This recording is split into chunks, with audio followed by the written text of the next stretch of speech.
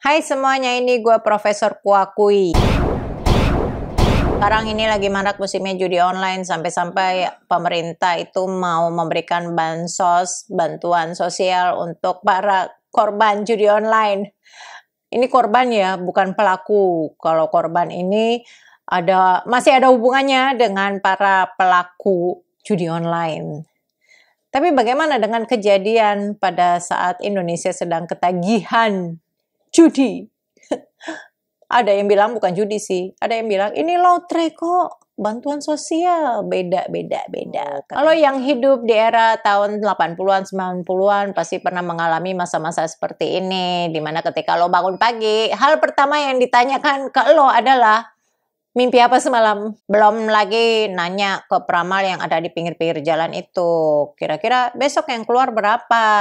Ya anehnya sih, kenapa nanya ke peramal? Ngapain juga peramal itu ngejual jasa, ngejual angka gitu. Padahal dia bisa aja pakai nomornya itu sendiri untuk keberhasilan dia esok harinya, ya kan?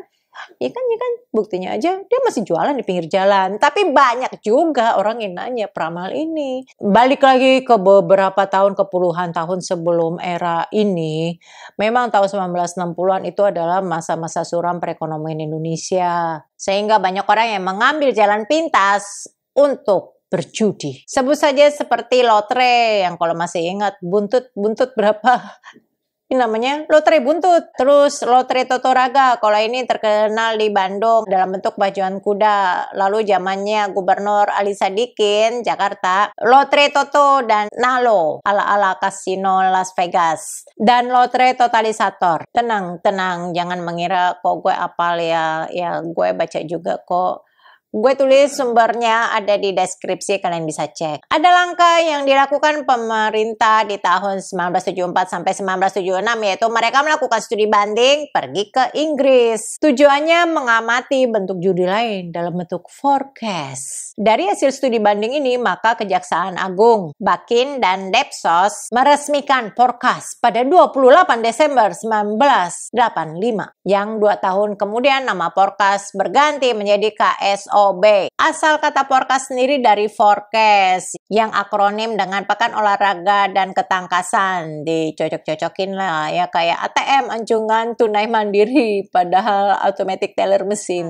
Sementara itu ada juga penduduk Indonesia yang tidak menyenangi adanya lotre ini judi. Sehingga keluarlah Undang-Undang Nomor 7 tahun 1974 tentang penertiban penjudian dan Peraturan Pemerintah Nomor 9 tahun 1981 tentang pelaksanaan penertiban perjudian. Nah, aneh nih di sini nih, di satu sisi menentang gitu ya, ada peraturannya dibuat, tapi di sisi lain kok dilegalkan. Ada sebuah yayasan yang bernama Yayasan Rehabilitasi Sosial. Nah, yayasan ini mengeluarkan produk lotre Dana Harapan alias undian harapan yang hasilnya dipergunakan untuk menanggung masalah sosial. Tapi nggak tahu masalah sosial yang seperti apa bentuknya. Supaya terkesannya memang ini untuk masalah sosial, maka dibuatlah keputusan Menteri Sosial sampai ada Capman-nya gitu, nomor BA 5476169. Nggak jelas juga masalah sosialnya apa di sini, ya seakan diberi harapan. Namun kemudian pada 1978 yayasan ini tutup, berganti nama menjadi Badan Usaha Undian Harapan. Dan produknya yaitu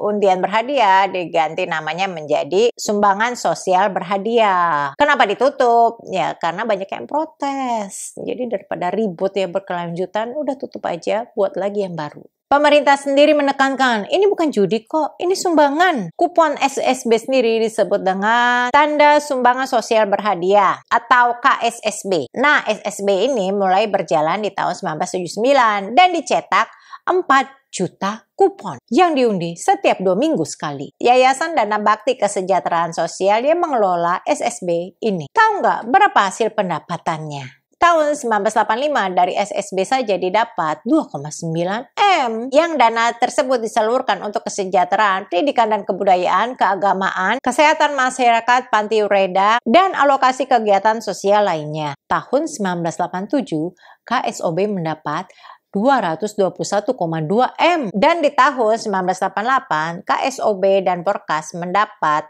1 T. Hampir sih. Kabarnya dana tersebut dikembalikan kepada masyarakat, terutama kepada para pengecer atau agen, yang sisanya digunakan Yayasan Dana Bakti Kesejahteraan Sosial untuk kepentingan sosial dan olahraga. Tapi di tahun yang sama, TSSB berganti nama menjadi SDSB.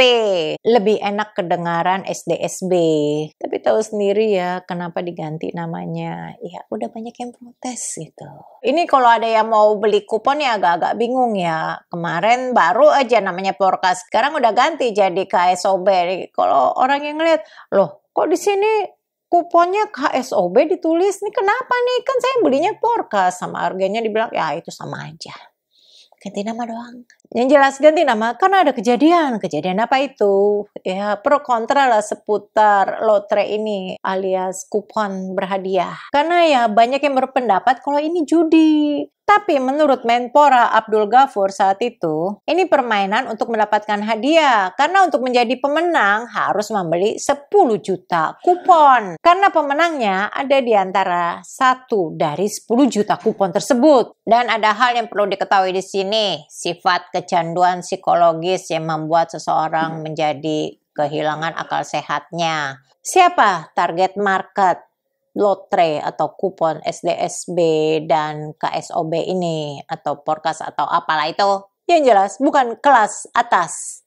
Karena kelas atas ya sebagai pembuat lotre.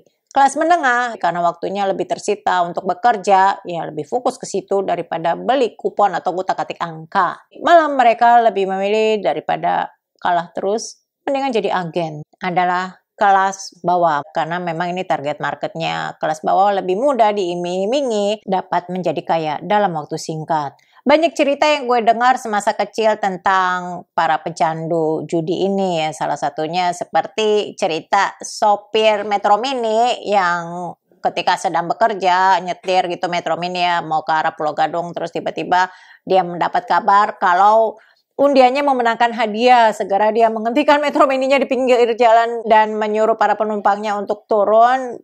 Ditinggal begitu saja mereka di pinggir jalan tengah malam lagi. Terus dia pulang. Dan juga tingkat kriminal yang semakin tinggi. Karena pasti akan banyak entah itu pencurian atau bahkan penipuan demi mendapatkan uang supaya bisa membeli kupon. Gue mau nyebut nomor ya, waktu dulu bilangnya sih nomor, buntut. Masyarakat yang paling terkenal ada di pedesaan, karena mereka yang paling mudah diiming-imingi.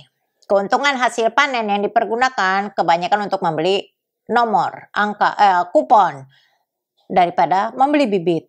Sampai ketika di tahun 1988 itu terjadi resesi ekonomi yang menyebabkan harga kebutuhan pokok melambung. Bahkan masyarakat lebih memikirkan untuk membeli kupon daripada membeli sembako. Ini kan sama seperti pelaku judi online yang bilang, kalau gue nggak judi, anak istri gue makan apa? Tahun 1991 banyak mahasiswa yang menentang aksi judi ini.